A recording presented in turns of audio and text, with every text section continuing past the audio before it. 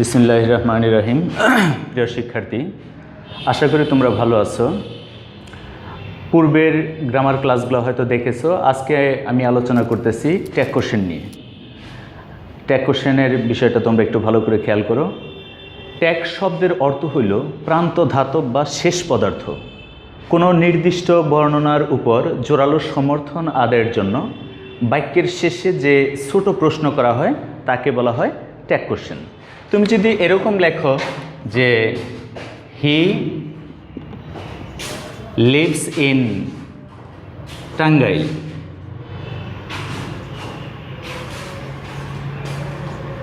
He lives in Tangail comma তোমাকে লিখতে হবে ইজেন্ট হি,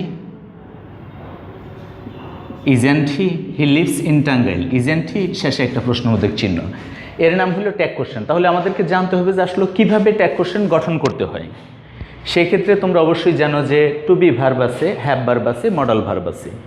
প্রদত্ত সেন্টেন্সে যদি B verb, have verb, modal verb থাকে সেগুলো একভাবে ট্যাগ কোশ্চেন হবে। আর যদি B verb, have verb, modal verb না থাকে ওইগুলোর আলাদা নিয়মে ট্যাগ কোশ্চেন করতে হবে। ট্যাগ কোশ্চেন গঠন করার সময় মনে রাখবা প্রদত্ত সেন্টেন্সটা অপরিবর্তিত থাকতে হয়। আর ট্যাগ কোশ্চেন সবসময় খাতায় উঠায় লিখতে হয়, শুধু অ্যান্সার না। যেমন ধরো প্রদত্ত সেন্টেন্সটি অপরিবর্তিত রেখে শেষে কমা দিতে হবে। যেমন ধরো এরকম লেখা আছে যে হি ইজ আ স্টুডেন্ট, এরকম লেখা আছে। তাহলে আমি এটা খাতায় উঠায় লিখব, প্রদত্ত সেন্টেন্সটি অপরিবর্তিত রেখে শেষে কমা দিতে হবে। বাস কমা দিলাম। এরপর দেখব এই সেন্টেন্সে বি ভার্ব, হ্যাভ ভার্ব অথবা মডেল ভার্ব যদি থাকে তাহলে সেই be verb, have verb, modal verb কমায়ের পরে আবার বসবে। এখানে ইজ আছে, এখানে আমি আবার ইজটা লিখলাম। তোমাকে খেয়াল করতে হবে সেন্টেন্সটা অ্যাফার্মেটিভ হলে একটা নেগেটিভ কোশ্চেন করতে হবে, এবং সেন্টেন্সটি যদি নেগেটিভ হয় একটি অ্যাফার্মেটিভ কোশ্চেন করতে হবে। পুরোটা চেঞ্জ হয়ে যাবে। অ্যাফার্মেটিভ হলে নেগেটিভ কোশ্চেন এবং নেগেটিভ হলে অ্যাফার্মেটিভ কোশ্চেন। তো এখানে আমি দেখছি যে হি ইজ এ স্টুডেন্ট, এটা একটা অ্যাফার্মেটিভ সেন্টেন্স। তো যদি অ্যাফার্মেটিভ সেন্টেন্স থাকে এখানে সংক্ষেপে এন অ্যাপোস্ট্রফ টি দিতে হবে, ইজেন্ট, আর এই ফার্স্ট সাবজেক্টটা নিয়ে শেষে দিতে হবে। আর শেষ চিহ্ন অবশ্যই প্রশ্নবোধক, ইজেন্ট হি। তো এখানে যদি কোনো নাউন থাকে সেই ক্ষেত্রে তোমাকে উপযুক্ত প্রোনাউনটা শেষে ইউজ করতে হবে। যেমন মডেল ভার্ব দিয়ে করো you should do the work, you should do the work, তোমার কাজটি করা উচিত। তাহলে আমার কাজ হলো শেষে আমি একটা কমা ব্যবহার করব। এখানে দেখো শুড মডেল ভার্ব আছে, এই শুডটা আমি এখানে আবার লিখব শুড। যেহেতু বাক্যে নট নাই তাই সংক্ষেপে অ্যান অ্যাপোস্ট্রফ টি, স্টুডেন্ট, আর এই ফার্স্ট সাবজেক্টটা শেষে স্টুডেন্ট ইউ, এবং শেষে প্রশ্নবোধক চিহ্ন। বাস, ট্যাগ কোশ্চেন গঠন হয়ে গেল। এখন সেন্টেন্সে যদি B verb, have verb, modal verb না থাকে সেই ক্ষেত্রে দেখবা হয় ডু অথবা ডাজ অথবা ডিড ব্যবহার করতে হবে। যেমন the sun gives us light, the sun gives us light, সূর্য আমাদের আলো দেয়, শেষে কমা। এখানে দেখো be verb, have verb, modal verb নেই। সো যেহেতু এস বেস আছে আমরা বুঝতে পারতেছি এটা ভার্বের প্রেজেন্ট ইনডেফিনিট টেন্স হবে, এই জন্য আমি এখানে ডাজ ব্যবহার করব, ডাজ। নট নেই তাই সংক্ষেপে অ্যান অ্যাপোস্ট্রফ টি, ডাজেন্ট। এখানে আরেকটা বিষয় হইল প্রদত্ত সেন্টেন্সের সাবজেক্ট যদি ব্যক্তিবাচক না হয়ে অন্য কিছু হয় তাহলে এই সাবজেক্ট বা এই নাউনের পরিবর্তে সিঙ্গুলারে এই নাউনের পরিবর্তে ইট ব্যবহার করতে হবে এবং প্লুরালে দে ব্যবহার করতে হবে। সিঙ্গুলারে ইট এবং প্লুরালে দে। তাহলে এখানে দি সান সিঙ্গুলার নাম্বার, এই জন্য আমি ইট ব্যবহার করলাম, ডাজেন্ট ইট। তবে দ্য সানকে ম্যাসকুলিন জেন্ডার হিসেবে বিবেচনা করে যদি কেউ লেখে ডাজেন্ট হি, সেটাও লেখা যাবে। যেমন the earth moves round the sun, the earth moves round the sun.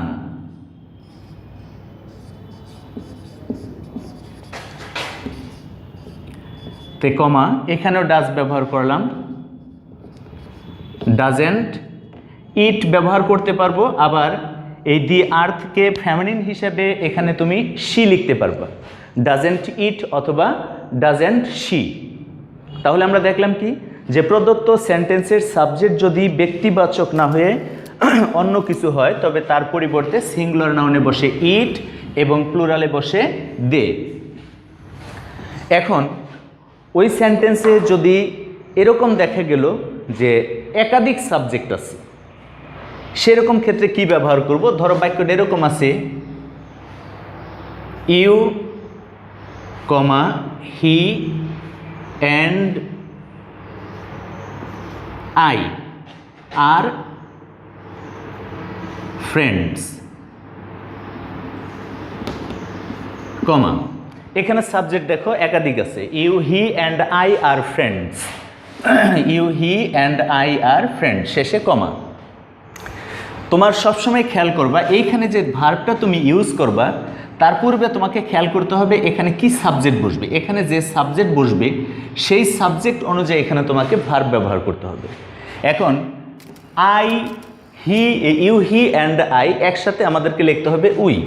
So we এর আগে তো আর ইজ বসবে না, এখানে লিখতে হবে আরএন্ট উই। বাস, এইভাবে আমরা ট্যাগ কোশ্চেন গঠন করব। আবার যদি দেখা যায় যে এই সেন্টেন্সটাই নেগেটিভ আছে অথবা নেগেটিভ জাতীয় কোনো শব্দ আছে, নেগেটিভ জাতীয় শব্দ কি? যেমন টু থাকতে পারে, যেমন he is too weak to walk, he is too weak to walk, সে এত দুর্বল যে হাঁটতে পারে না। আচ্ছা, এই ক্ষেত্রে যদিও সরাসরি নট নেই কিন্তু সেন্টেন্সটার গঠনটা এরকম যে এটা নেগেটিভ জাতীয় একটি শব্দ, অর্থটা নেতিবাচক হয়। সেই ক্ষেত্রে আমি এখানে নট ব্যবহার করব না, আমি লিখব ইজ হি। মানে যদি নেগেটিভ কোনো শব্দ থাকে বা নেগেটিভ জাতীয় কোনো শব্দ থাকে সেই ক্ষেত্রে নট ব্যবহার করা যাবে না।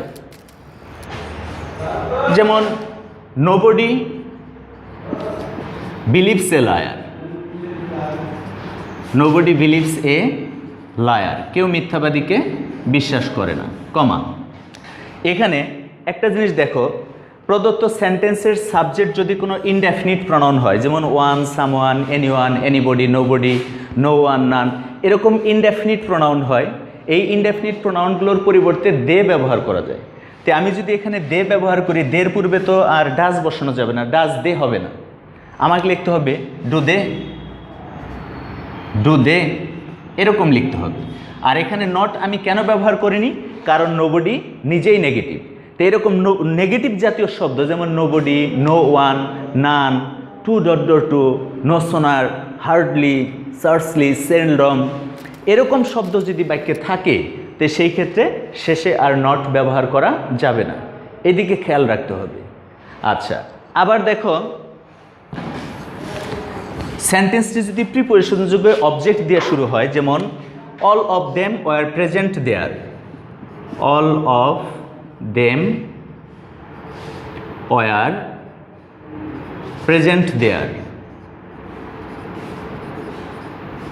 প্রেজেন্ট দেয়ার, শেষে কমা। এখানে ওয়ার আছে, এই ওয়ারটা আমি আবার ইউজ করি, ওয়ার, নট নাই, সংক্ষেপে এন অ্যাপোস্ট্রফি, ওয়ারেন্ট। এখন এখানে আছে দেম, কারণ প্রিপোজিশনের পরে সর্বদা অবজেক্টিভ ফর্ম হয়, দেম আছে, কিন্তু এই সেটে আমাকে লিখতে হবে নমিনেটিভ কেস বা সাবজেক্ট। তো তোমাকে চিন্তা করতে হবে দেম এর নমিনেটিভ কেস কি, তাহলে দেম এর নমিনেটিভ কেস হইল দে। তুমি লিখবা ওয়ারেন্ট দে, তাই নয় কি, অর্থটা প্রকাশ করে তাই নয় কি, শেষে একটা প্রশ্নবোধক চিহ্ন, এইটার নাম হলো তোমার কি ট্যাগ কোশ্চেন। এখন দেখা যাবে সেন্টেন্সটি যদি এক্সক্লেমেটরিও থাকে সেই ক্ষেত্রেও কিন্তু তোমার বাক্যের শেষে কমা ব্যবহার করতে হবে। যেমন ধরো এরকম থাকলো, how fine the flower is, how fine the flower is, এটা লেখার পরেও আমাদের আসলে বিস্ময়সূচক চিহ্ন দেওয়া উচিত, কিন্তু এখানে দিব না, আমরা এখানে না দিয়ে আমি কমা ব্যবহার করব, কারণ আমরা একই জানি যে প্রদত্ত সেন্টেন্সে টি অপরিবর্তিত রেখে শেষে কমা ব্যবহার করতে হয়। এখন এই ইজটা তুমি আবার লেখো, নট যেহেতু নাই তাই সংক্ষেপে অ্যান অ্যাপোস্ট্রফি টি, তাহলে ইজেন্ট, এখন সাবজেক্ট কারা এখানে? The flower. দ্য ফ্লাওয়ার তো আর মানুষ না, তাহলে এর পরিবর্তে সিঙ্গুলার নাউন থাকলে ইট, প্লুরালে দে, তাহলে দ্য ফ্লাওয়ার সিঙ্গুলার আছে, সেই ক্ষেত্রে আমরা এখানে ব্যবহার করব কি? ইট। Isn't it? বাস, ট্যাগ কোশ্চেন হয়ে গেল। আবার কিছু কিছু এক্সক্লেমেটরি সেন্টেন্সে যদি সাবজেক্ট ও ভার্ব নাও থাকে, সেই ক্ষেত্রেও তোমাকে ইজেন্ট ইট ব্যবহার করতে হবে। আমি এরকম দিছি, হোয়াট আ পিটি, কি দয়া, বিশ্বসূচক চিহ্ন, কিন্তু না দিয়ে আমরা কমা ব্যবহার করলাম, হোয়াট এ পিটি। তো এই প্রদত্ত সেন্টেন্সে দেখো সাবজেক্ট ও ভার্ব নেই। যদি সাবজেক্ট ও ভার্ব নাও থাকে তবু আমাকে সেখানে ইজেন্ট ইট ব্যবহার করতে হবে। ইজেন্ট ইট, তাই নয় কি? এক্সক্লেমেটরি সেন্টেন্সগুলো এইভাবে হবে। যদি ইম্পারেটিভ সেন্টেন্স হয়, সেই ইম্পারেটিভ সেন্টেন্সে কমা এর পরে উইল ইউ ব্যবহার করা যায়, ওন্ট ইউ ব্যবহার করা যায়, কুড ইউ ব্যবহার করা যায়, কুডেন্ট ইউ ব্যবহার করা যায়। যেমন তোমাকে বললো যে do the work, do the work, comma. এখন সেন্টেন্সটা আমরা দেখতেছি ইম্পারেটিভ সেন্টেন্স আছে, ডু দ্য ওয়ার্ক, সেই ক্ষেত্রে তুমি লিখবা উইল ইউ। উইল ইউ ব্যবহার করার একটা সুবিধা আছে। এখানে যদি কেউ লেখে যে would you, correct, wouldn't you, could you, couldn't you, imperative sentence হলে নট ব্যবহার করা বাধ্যতামূলক নয়। তুমি দিতেও পারো, আবার নাও দিতে পারো। তবে আমি উইল ইউ লিখলাম, এর পিছনে একটা যুক্তি আছে। এই ইম্পারেটিভ সেন্টেন্সটি যদি নেগেটিভ হয়, সেই ক্ষেত্রে তোমাকে বাধ্যতামূলকভাবে উইল ইউ ব্যবহার করতে হবে। আর নেগেটিভ না হলে সেখানে উইল ইউ ব্যবহার করলে চলে। যেহেতু এই ক্ষেত্রে উইল ইউ ব্যবহার করলেও চলে, আর নেগেটিভের ক্ষেত্রে বাধ্যতামূলক আমাকে উইল ইউ ব্যবহার করতে হবে, সেই ক্ষেত্রে আমি শুধু উইল ইউটাই ব্যবহার করব। যেমন ধরো, don't mix with the bad boys, don't mix with the bad boys, comma, তুমি এখানে বাধ্যতামূলক লিখতে হবে উইল ইউ, প্রশ্নবোধক চিহ্ন, তাই কি? তবে সবচেয়ে লক্ষণীয় যে বিষয়, ইম্পারেটিভ সেন্টেন্স দ্বারা যদি প্রস্তাব করা বোঝায়, আসলে প্রস্তাবটা কখন বোঝায়? লেটের পরে যদি আমরা আস ব্যবহার করি, তখন মনে করব ওই সেন্টেন্স দ্বারা প্রস্তাব করা বোঝাইছে। লেট আস বা শর্ট ফর্মে ব্যবহার করলাম লেটস। বাক্যটা এরকম থাকলো যে লেটস, অথবা থাকলো let us go to play, চলো আমরা খেলতে যাই, let us go to play. এরকম যদি থাকে, মানে লেট আস বা লেটস দিয়ে যদি শুরু হয়, মনে রাখতে হবে এই সেন্টেন্স দ্বারা কি বোঝানো হয়েছে? প্রস্তাব করা বোঝানো হয়েছে। সেই ক্ষেত্রে কমায়ের পর আমরা লিখব শ্যাল উই, শ্যাল উই, প্রশ্নবোধক চিহ্ন। আচ্ছা, আবার কিছু কিছু সেন্টেন্স আছে যেগুলোতে দেখা যায় যে আসলে নট নেই, নেগেটিভ জাতীয় হয়েছে, সেই ক্ষেত্রে আমরা নট ব্যবহার করতে পারবো না। এই শব্দগুলো কোনগুলো? এখানে তোমাকে খেয়াল করবা যে সেন্টেন্সে যদি hardly, seldom,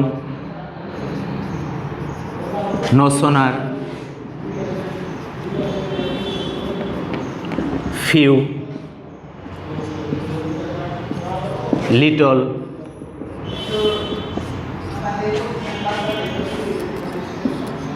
nobody, no one, none, মানে এই জাতীয় নেগেটিভ জাতীয় শব্দ যদি থাকে, সেই ক্ষেত্রে কিন্তু তুমি শেষে অবশ্যই অ্যান অ্যাপোস্ট্রফি ব্যবহার করবে না। যেমন আমি এখানে দিলাম he hardly comes here, he hardly comes here, he hardly comes here, comma, তাহলে তুমি লিখবা ডাজ হি। এখানে আমি আর নট ব্যবহার করলাম না, ডাজেন্ট ইউজ করলাম না, আমি সরাসরি কি দিলাম? Does he. তো এগুলো হলো ট্যাগ কোশ্চেন। আবার আরেকটা আছে কমন ট্যাগ। কমন ট্যাগ কোনগুলো? যেগুলো সরাসরি অ্যান্সার ইয়েস বা নোর মাধ্যমে করা যায়। বা তোমার এরকম দিল যে have you done the work, এরকম ইন্টারগেটিভ সেন্টেন্স যদি থাকে, তে সেই ক্ষেত্রে তোমার আর বাক্যের শেষে ট্যাগ কোশ্চেন গঠন করা যাবে না। আর যেভাবে করা যায় ইয়েস আই হ্যাভ বা নো আই হ্যাভেন্ট, এরকম যদি অ্যান্সার করা হয়, এগুলোকে বলা হয় কমন ট্যাগ।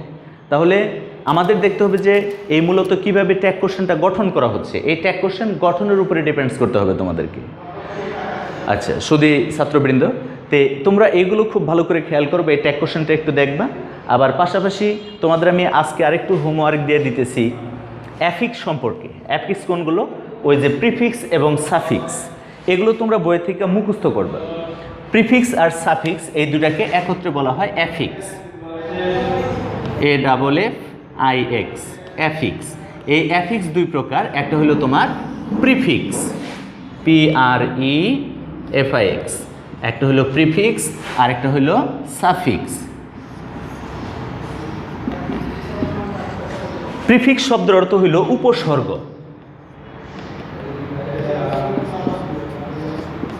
প্রিফিক্স উপসর্গ, আর সাফিক্স শব্দের অর্থ হইল অনুসর্গ।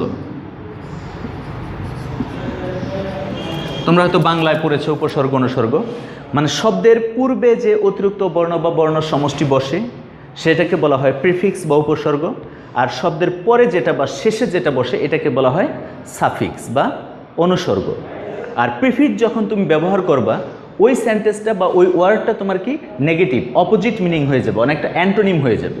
যেমন তোমার ব্যবহার করা আছে কারেক্ট, CORRECT, তো কারেক্ট এর মধ্যে প্রিফিক্স ইউজ করতে হলে তুমি যদি ইন ব্যবহার করো তাহলে হবে কি ইনকারেক্ট। কারেক্ট মানে সঠিক, আর ইনকারেক্ট মানে সঠিক নয়, ভুল। তো এই ইন ব্যবহার করলা, এটার নাম হলো তোমার কি প্রিফিক্স, এটা প্রিফিক্স। কিন্তু এই কারেক্টের পরে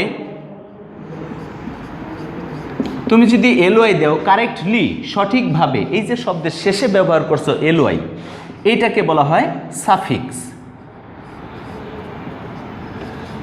তাহলে আমরা দেখব যে শব্দের পূর্বে যে বর্ণ বা বর্ণ সমষ্টি যুক্ত হয় এগুলোকে বলা হয় প্রিফিক্স, আর শব্দের শেষে যে বর্ণ বা বর্ণ সমষ্টি যুক্ত হয় এটাকে বলা হয় হলো সাফিক্স। এটা প্রিফিক্স আর এটা হলো সাফিক্স। শব্দের আগে যেটা বসে সেটাকে বলা হয় প্রিফিক্স বা উপসর্গ, আর শব্দের পরে যেটা বসে সেটাকে বলা হয় সাফিক্স বা অনুসর্গ। এই প্রিফিক্স যুক্ত করার সাথে সাথে সেন্টেন্সটা নেগেটিভ অর্থ প্রকাশ করে, আর এই প্রিফিক্স সাফিক্স দুইটাকে একত্রে বলা হয় অ্যাফিক্স। তোমরা বই থেকে এগুলো খুব ভালো করে মুখস্থ করে নিবে। বিভিন্ন বই, গ্রামার বই যেগুলো তোমাদের কাছে আছে বা বাসায় আছে, সেই বইগুলো ভালো করে খেয়াল করবে, দেখবা যে প্রিফিক্স সাফিক্সের একটা চ্যাপ্টার দেওয়া আছে, সেই প্রিফিক্স সাফিক্সগুলো খুব ভালো করে খেয়াল করবা, কারণ এগুলো খুব ইম্পর্টেন্ট। যেমন ধরো নিউট্রিশন,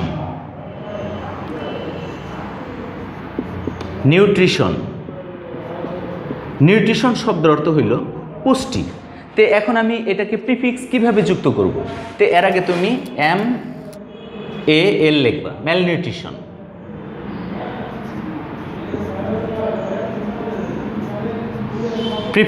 এই নিউট্রিশন শব্দের অর্থ হইল পুষ্টি, আর ম্যালনিউট্রিশন অর্থ হইল অপুষ্টি।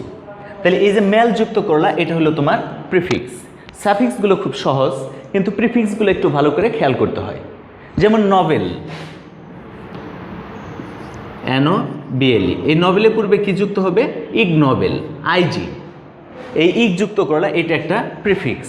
মর্টাল, মরণশীল, মর্টাল, তো এর আগে তুমি কি যুক্ত করলা? আরেকটা IM যুক্ত করলা, এই ইমটাই হলো তোমার কি প্রিফিক্স। যেমন কন্টিনেন্ট, কন্টিনেন্ট মহাদেশ, তার আগে তুমি লাগাইলা SUB, সাবকন্টিনেন্ট। এরকম আছে সাবকন্টিনেন্ট, তারপরে সাবজজ, সাব রেজিস্টার। তো এই জিনিসগুলো তোমাদেরকে খেয়াল করতে হবে। তাহলে আমরা দেখব যে এখানে আমরা প্রিফিক্স সাফিক্সের চ্যাপ্টারটা খুব ভালো করে খেয়াল করব। এটা বিভিন্ন বই থেকে তোমরা পড়ে নিবে। আর পাশাপাশি আজকে আমরা আলোচনা করলাম হলো তোমার ট্যাগ কোশ্চেন নিয়ে, এই চ্যাপ্টারটা একটু ভালো করে দেখবে। আর ইতিপূর্বে আমরা হয়তো আমাদের টিচার আরও ভয়েসের ক্লাস নিয়েছেন, রিরাইটিংয়ের ক্লাস নিয়েছেন, সেগুলো তোমরা বই থেকে পড়বে। আসলে দেখো যে মূল বিষয় হলো যে পড়ালেখাটাই মুখ্য। আমরা সামান্য চেষ্টা করতেছি, এখানে তোমরা সরাসরি সামনে থাকলে ক্লাস নেওয়ার যে আনন্দ, যে বিষয়, আর তোমাদের ছাড়া এখানে ক্লাস নেওয়া, ভিডিও ক্লাস নেওয়া, তোমরা হয়তো ক্লাসটা অতটা এনজয় করতে পারবে না। তবুও একটা বিষয় আছে যে কিছু না থাকার চেয়ে কিছুটা থাকা ভালো। এখন আমরা আর কীভাবে তোমাদের ক্লাস নিতে পারি? সরাসরি ভিডিও ক্লাস ছাড়া আর আমাদের আর ক্লাস নেওয়ার কোনো পন্থা নেই। যেহেতু এখন আমরা আল্লাহর কাছে প্রার্থনা করি যত দ্রুত এই অবস্থার সমাপ্তি ঘটে, তত তাড়াতাড়ি আমরা আল্লাহর কাছে প্রার্থনা করব সর্বদাই, আল্লাহ তুমি আমাদের এই বিপদ থেকে উদ্ধার করো। আমাদেরকে যত দ্রুত আবার ফিরিয়ে আনার চেষ্টা করো। তোমরা এখানে ফিরে আসলে পরে আমরা আবার সেই স্বতঃস্ফূর্তভাবে ক্লাস নিতে পারবো। এই আশাবাদ ব্যক্ত রেখে আমি আজকে ক্লাস শেষ করছি। আল্লাহ হাফিজ।